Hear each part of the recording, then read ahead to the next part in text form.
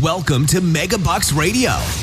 Conversations with successful entrepreneurs, sharing their tips and strategies for success. Real-world ideas that can put MegaBucks in your bank account. Here's your host, Nina Hershberger. Hello there and welcome to the show. I'm your host, Nina Hershberger, and today my guest is Kevin Donlin. Kevin is hailing from Minneapolis. We're recording this right during the pandemic, and he tells me there's no snow there, but he's got a lot of ideas for those small business owners that are really hurting right now. And that's the whole purpose I'm doing this for. Let me give you just a little background on Kevin. He's been online since 1994. In fact, I'm going to want him to tell a little bit of the story right now. He did his own thing, and then he went to FedEx through a company he was working with. So, Kevin, let's go back in time. It's 1994. Tell me, how did you get into the online business?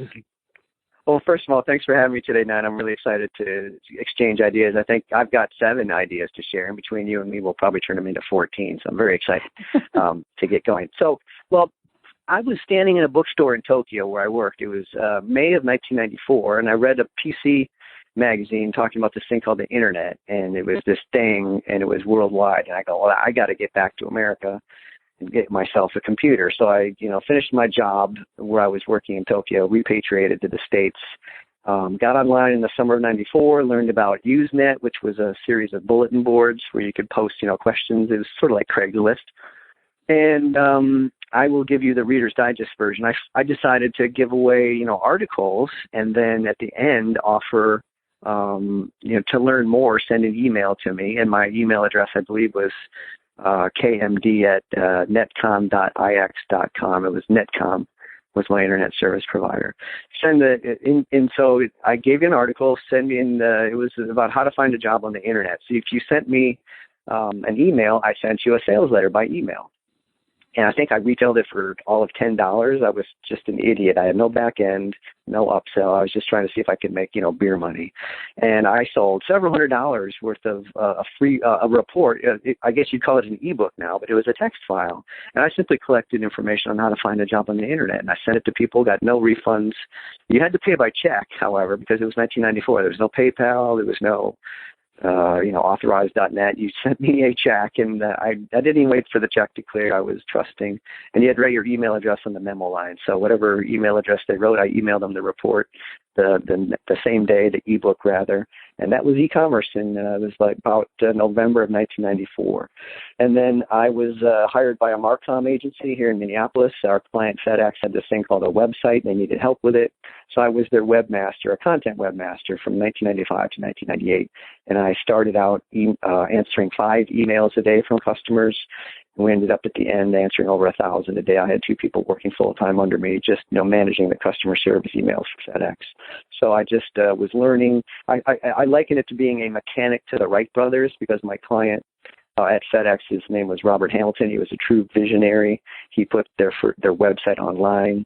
FedEx was featured, they were a media darling in 1995, 1996. They were the only ones with a really useful website.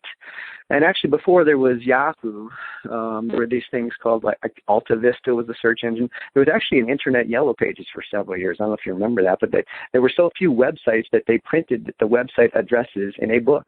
And you could buy it in computer stores back when there were computer stores. And so, FedEx was listed in the Internet Yellow Pages. I wish I didn't throw all those out. I had a closet full of them, but they're just, really weird artifacts of a time long gone. But yeah, so I've been selling things online since 1994, copywriting in one form or another since 1994. I just love it. I'm fortunate enough to get paid to do it.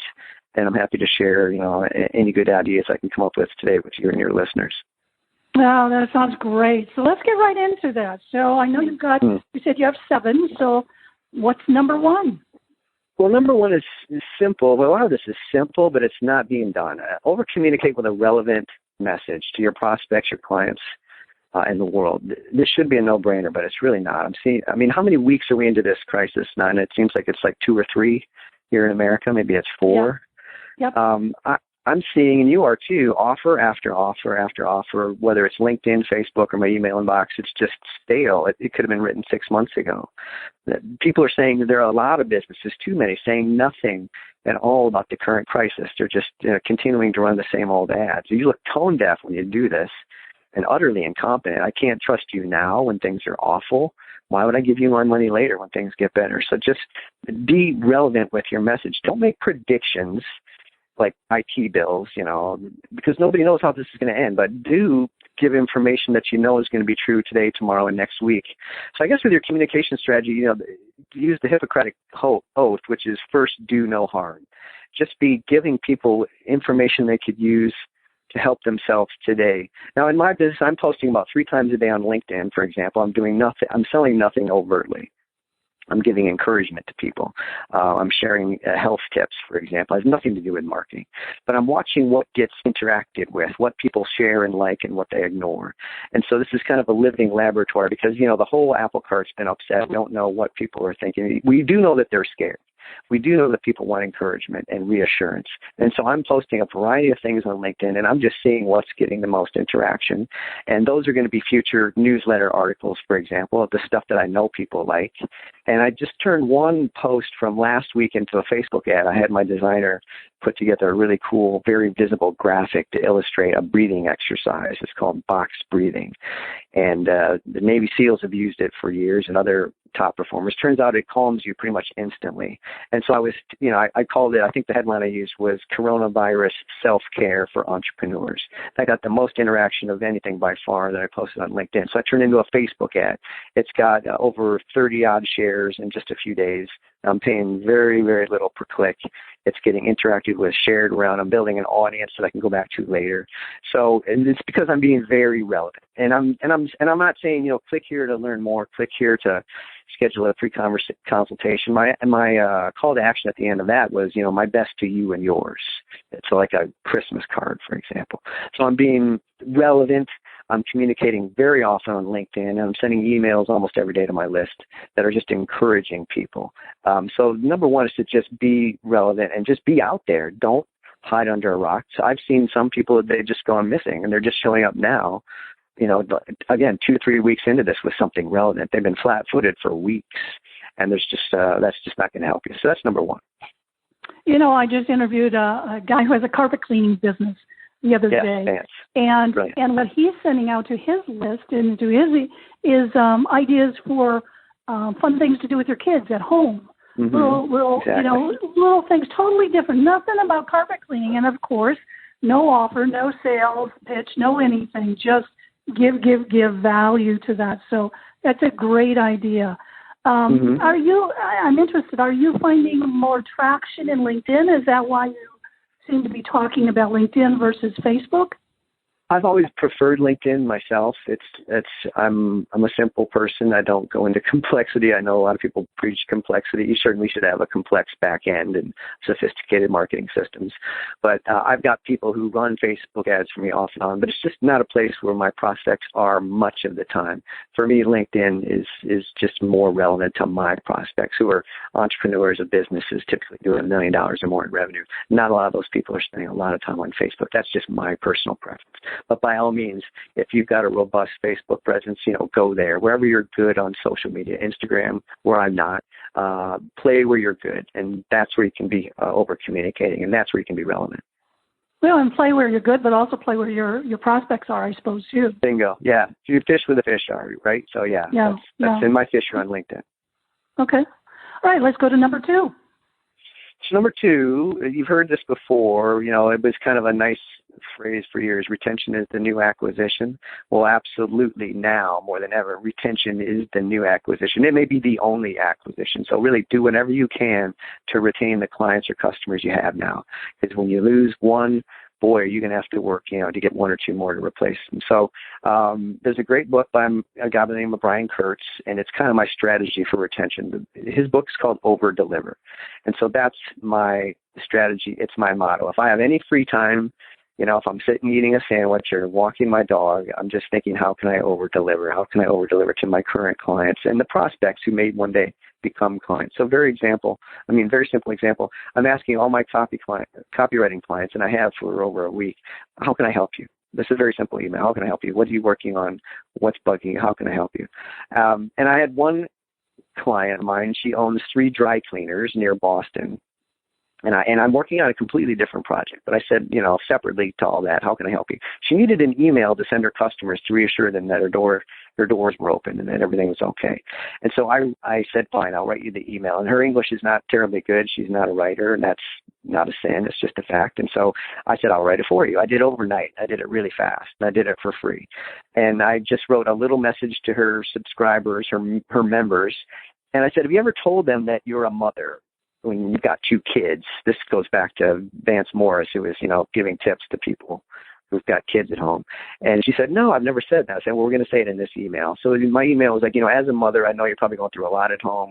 You may be trying to telecommute. You may have the kids at home. And I just was reassuring them that we're open, we're safe, we're sanitary, we can pick up and deliver. You never have to leave your home. And she sent me, and so this was a few days ago, she sent the email. And actually this morning, before our call, just a couple hours ago, she sent me an email. I'll summarize her comment. She said, quote, the results are very good. The open rate, 33%, and only a very few, actually the fewest so far, unsubscribed. And that was because of customers moving. She said, I got a very good response in 2 cities, 7 to 8 requests for delivery on the next day after they got this email. So she was very happy with that. And now, do you think she might be inclined to stick with me and not cancel the project I'm working on now? Do you think she might be inclined to hire me again when this is all over? I just generated a bunch of revenue above and beyond what she ever expected from me.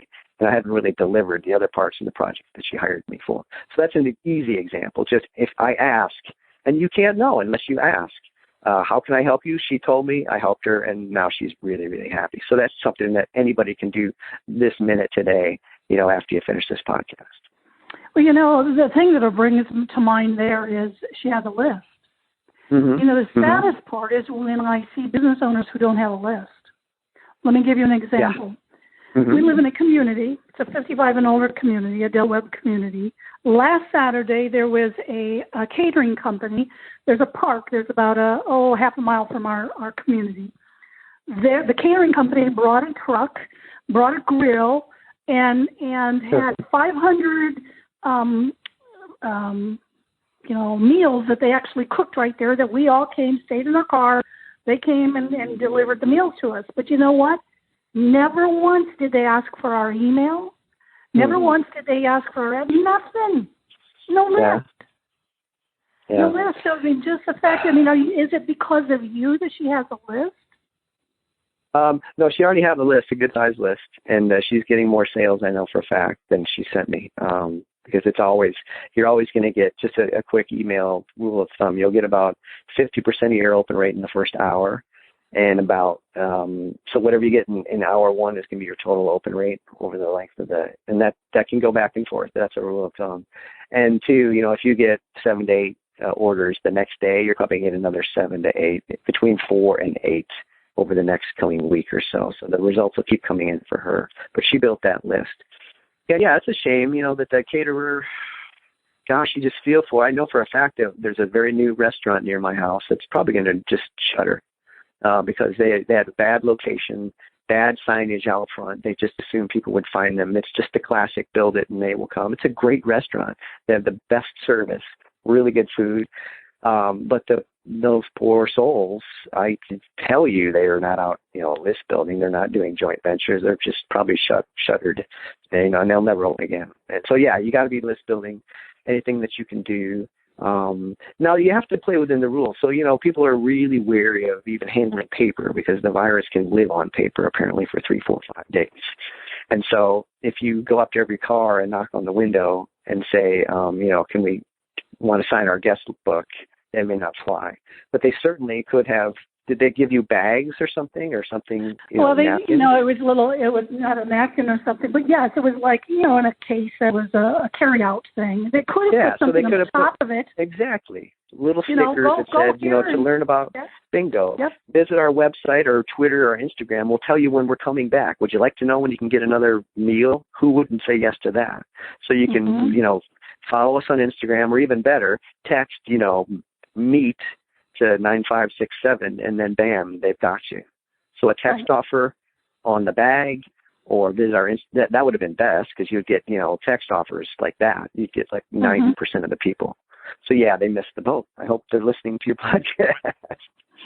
Yeah, no, actually, they came back a second time then, not to the park, but they came to another location, and I happened to know their parents, and I said, look, I'm a business coach. This is free, doesn't cost you anything. I'm just, whether they do it or not, it's up to them, but let me give you two ideas. One is, just like with McDonald's, so when we go and they bring our meal, would you, today we've got breadsticks for $3. Would you like us to add that to your order? So now that's an upsell. Sure. And then I called it a bounce back. So put something on top of the carryout case that says, like you said, text this to this number and we'll send you a coupon for whatever. Nothing. Yeah. They didn't do anything. Yeah, so that's another podcast. That's remedial marketing, I suppose, is what's needed. But real quick to that idea, back to retaining clients. On Monday, I'm going to be sending out personal gifts to all my top clients. I've got my VA already working on that, my virtual assistant.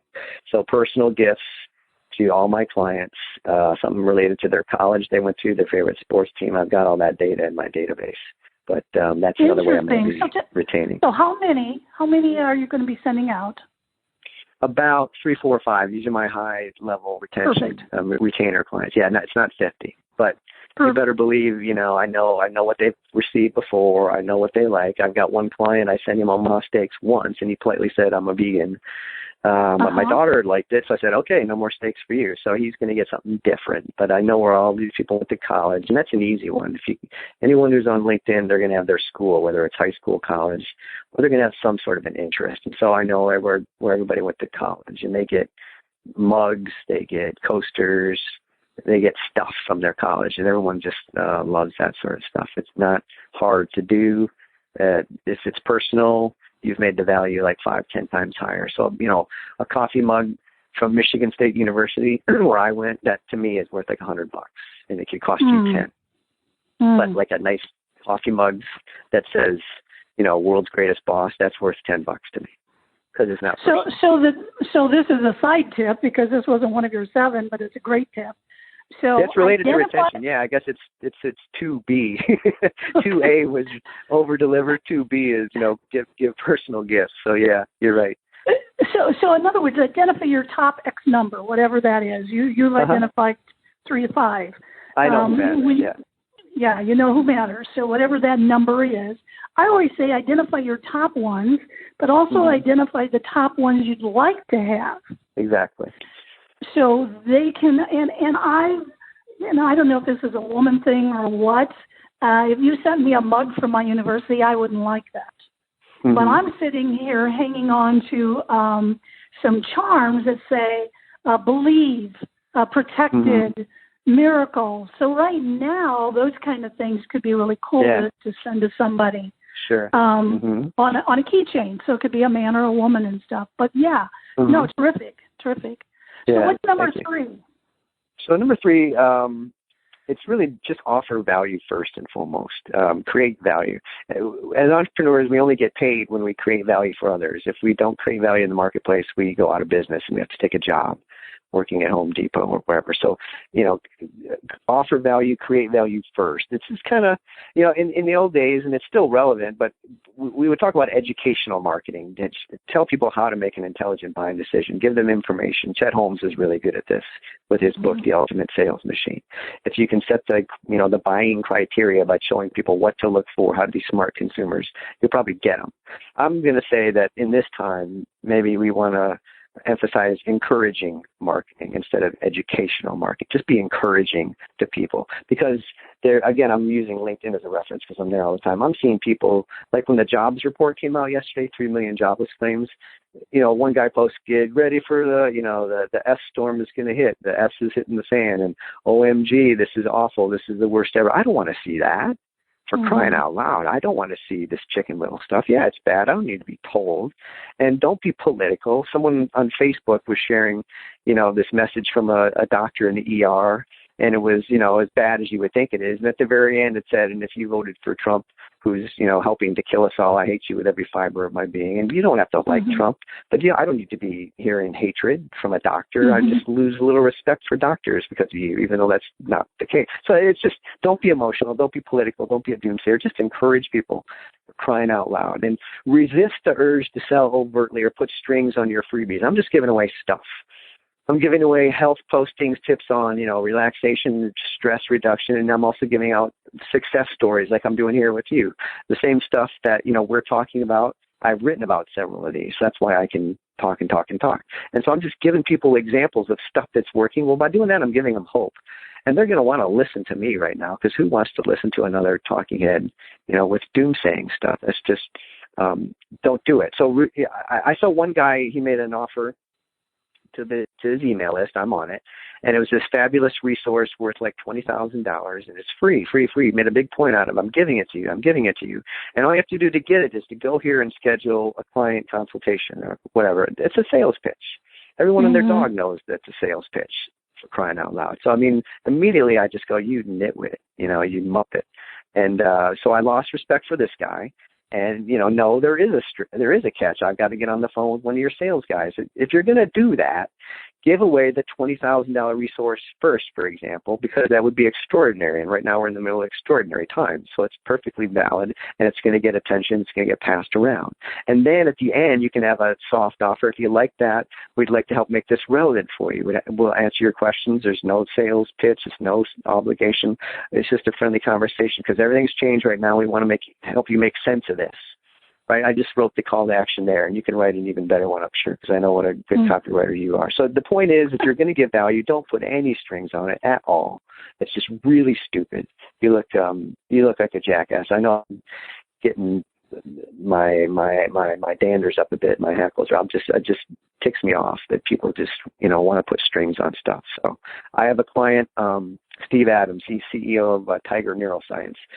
And he's a really busy guy, but he's posting fantastic blog posts about, relaxation and stress reduction, because if you're stressed out, it's going to hurt your immune system. And if your immunity is damaged, if your immunity is compromised, you are more likely to get sick. That's the last thing you want to do right now.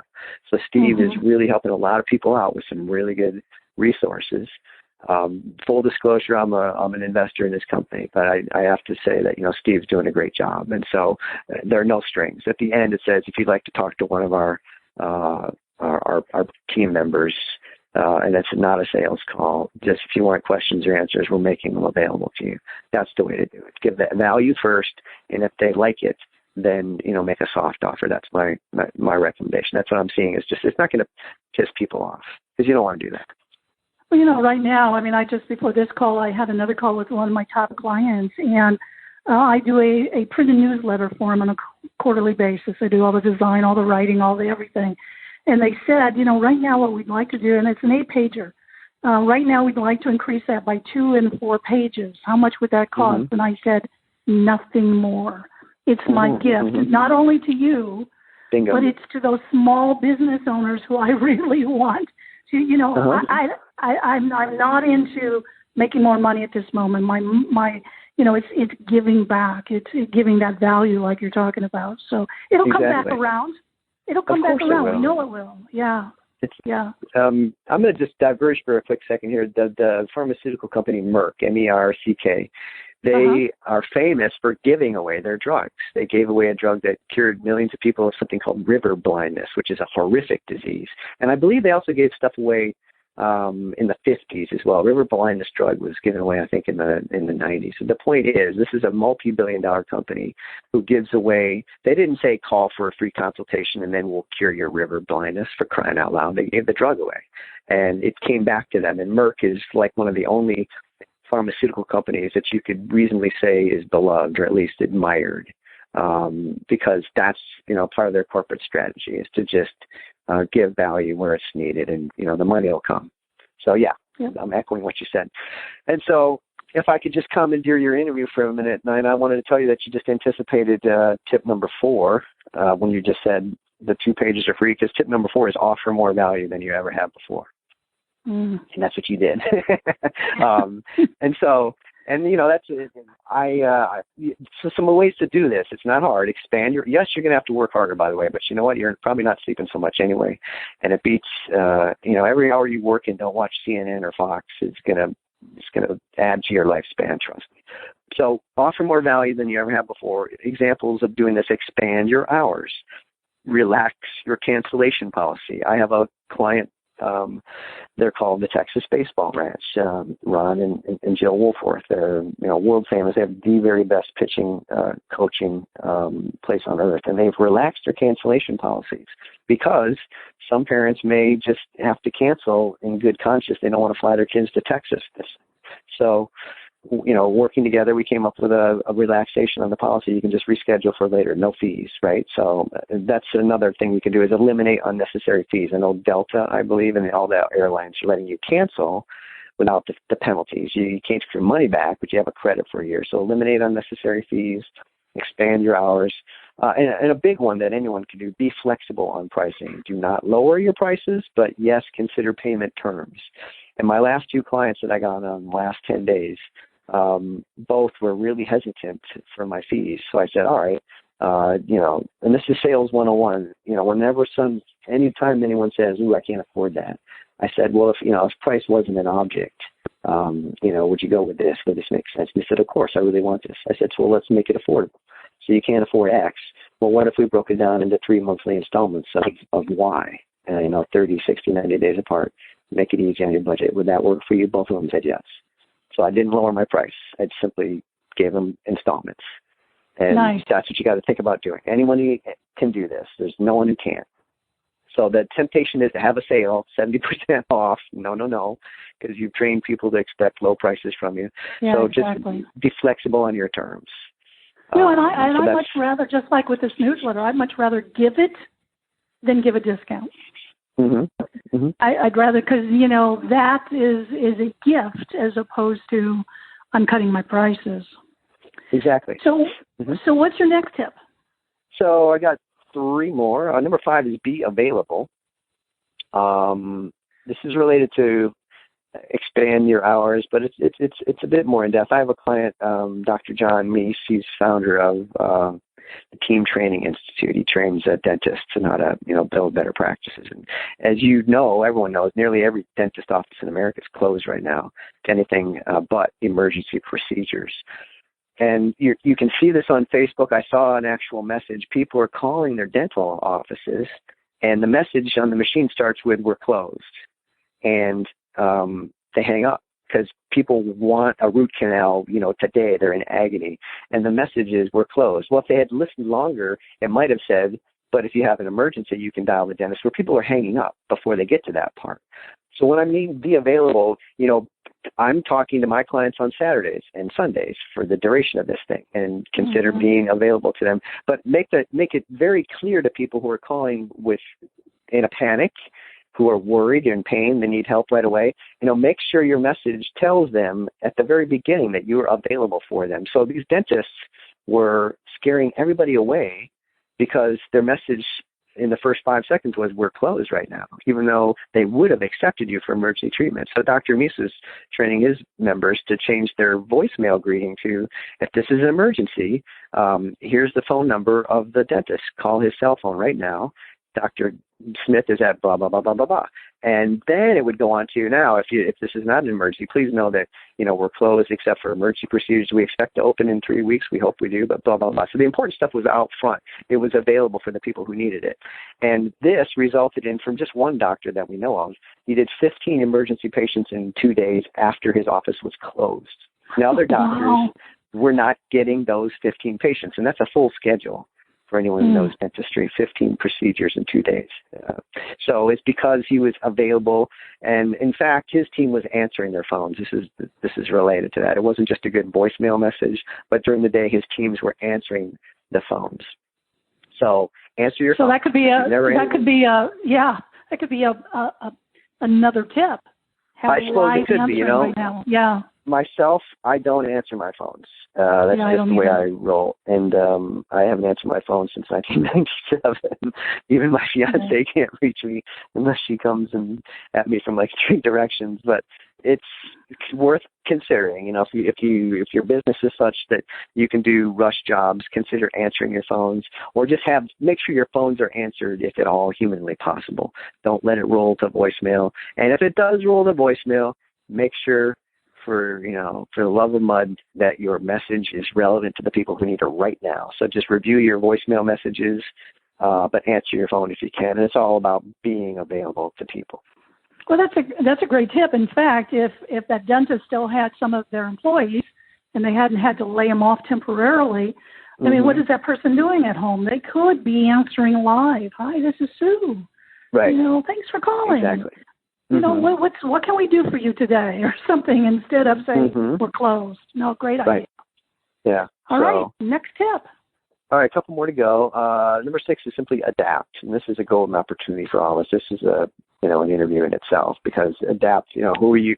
Just reassess and adapt. Who are your clients?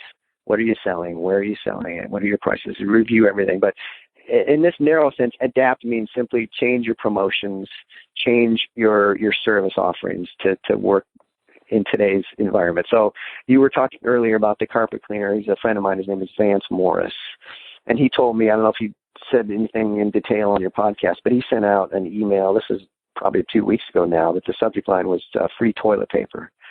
And that was very relevant when the first wave of panic buying of toilet paper was going on. And he made it was a brilliant offer. He said, free roll of toilet paper with your next carpet cleaning job, and we'll do a 19% discount in honor of COVID-19. And he said he got 3 jobs the next day, which was, pretty lucrative.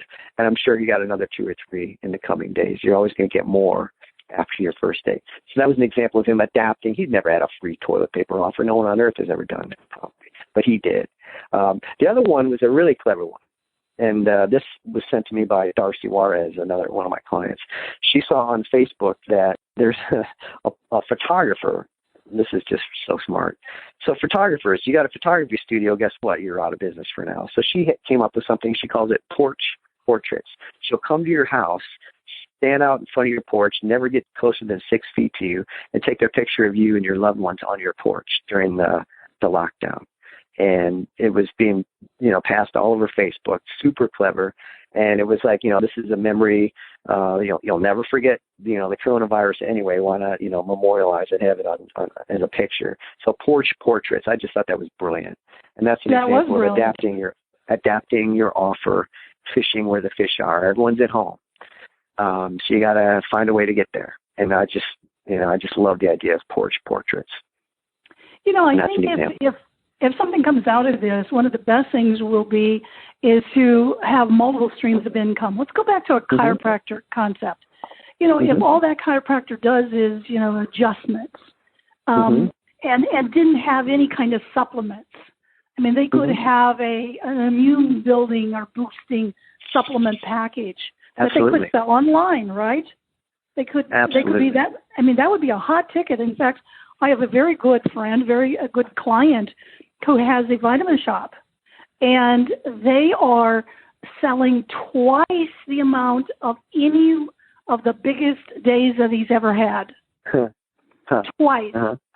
Come home exhausted because everybody wants all the supplements now. Well, what if they'd had that?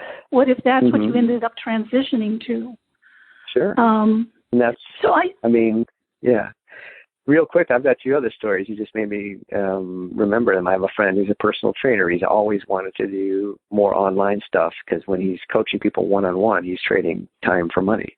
Sure. Well, guess who's delivering a whole bunch of, Zoom video workouts to his customers, and he's letting them share it.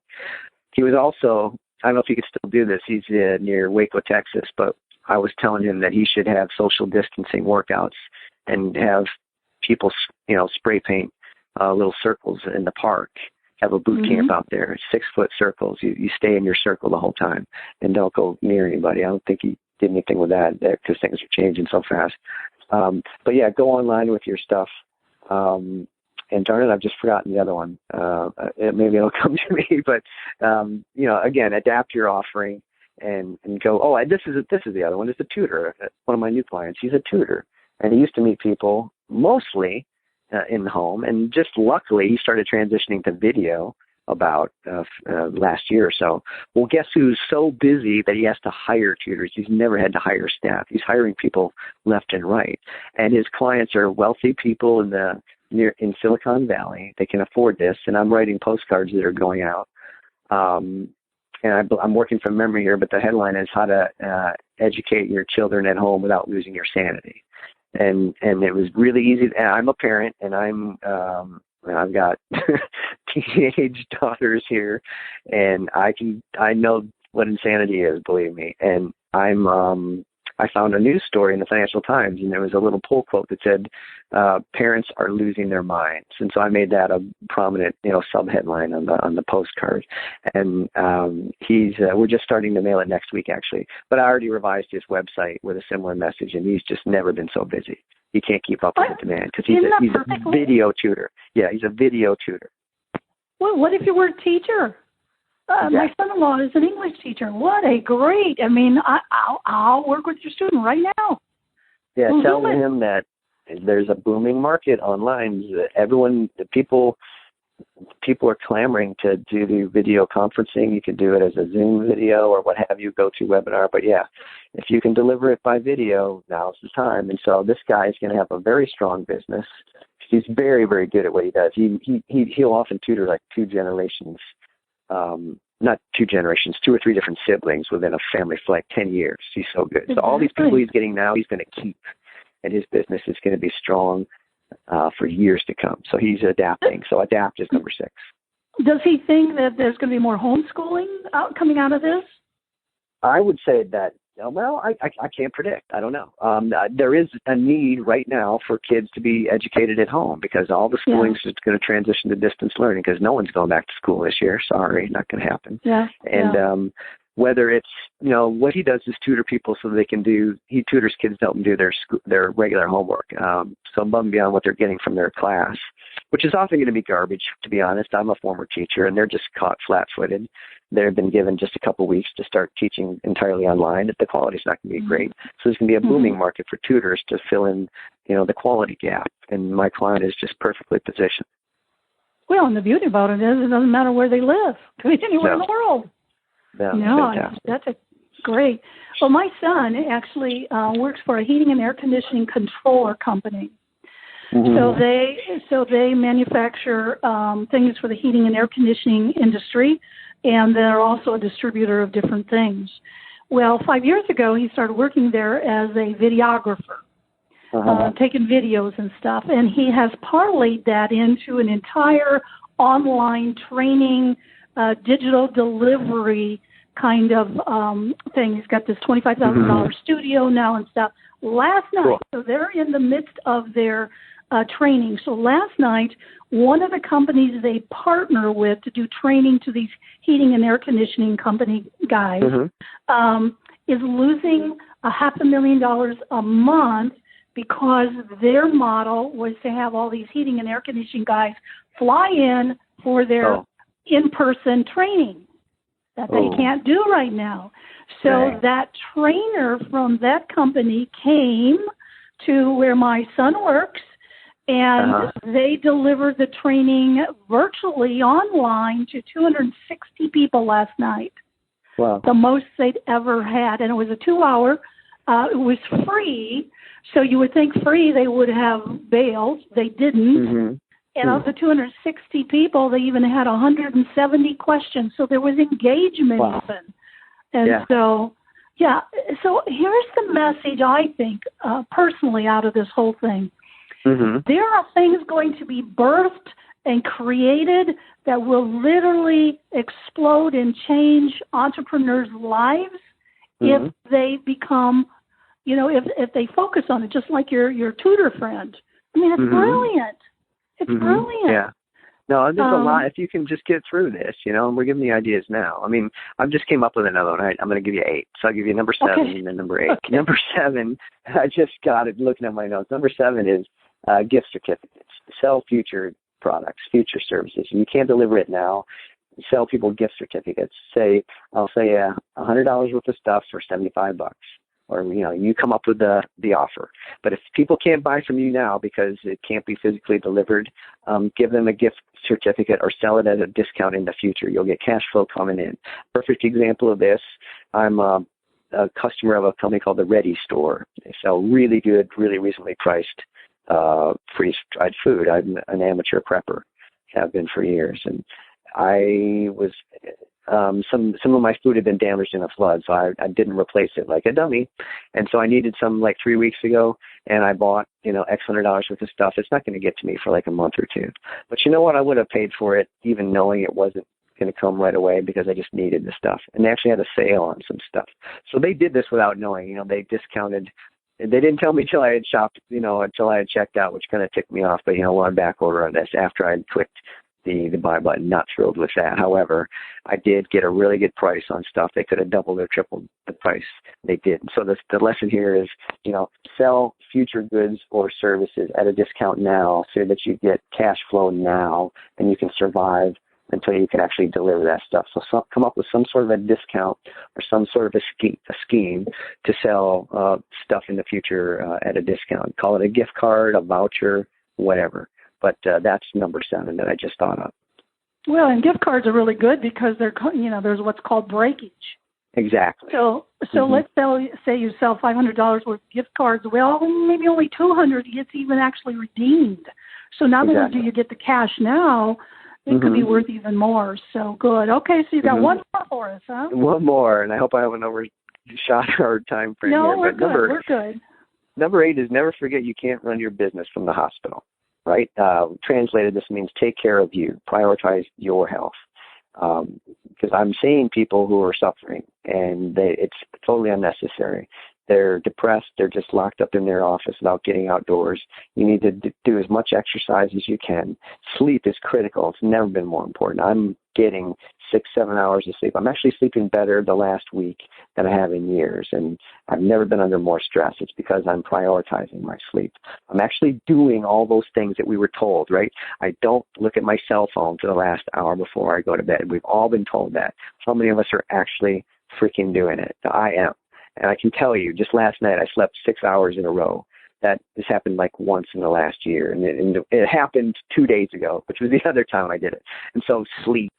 When you wake up after 6, 7, 8 hours of good sleep, you're a completely different person. So prioritize your sleep, your meditation, your breathing exercises, your hydration, anything that you can do to take care of you. It's never been more important right now, because once your immune system is compromised, we've all been sick getting back from a trip. We went to a coast and we lost hours of sleep and we got home on a red eye and we got sick. You're always going to be exposed to germs in an airplane or in an airport, but you got sick because you just were exhausted and your immune system was compromised. You can't afford that now. It's just sleep, I guess. If I had to boil number 8 down, it's just sleep. And the rest of it can take care of itself. Breathe correctly, belly breathing, meditation, exercise. Just get rid of stress and take care of you. And then the business has a much better chance of doing well. So that's number 8. Kevin, this was fabulous. I really appreciate you taking the time. I'm sure it's going to help a lot of people. If somebody wants to get a hold of you, if they want to check out your services, where should they go? So they should visit my website. My company is called Client Cloning Systems. I gave it that name because I want to help you get more clients like your best clients. And my website is www.clientcloningsystems.com. That's clientcloningsystems.com. Folks can go there, learn about what I do, and you can request a free client cloning kit, which comes to you by U.S. mail, which you may want to, put in a pot of boiling water to disinfect, fine, but you can also download a digital version of it right away. So request a free client cloning kit, which I think you'll love. It's got some of my very best ideas. It's at clientcloningsystems.com. Awesome. Well, thank you so much. So this is Nina Hershberger. Until next time, remember, now is the time to take massive action. Not tomorrow, not next week. It's now. I'll talk to you another time. Thank you for listening to MegaBucks Radio with Nina Hershberger. To learn more about the resources mentioned on today's show or to listen to past episodes, visit MegaBucksRadio.com.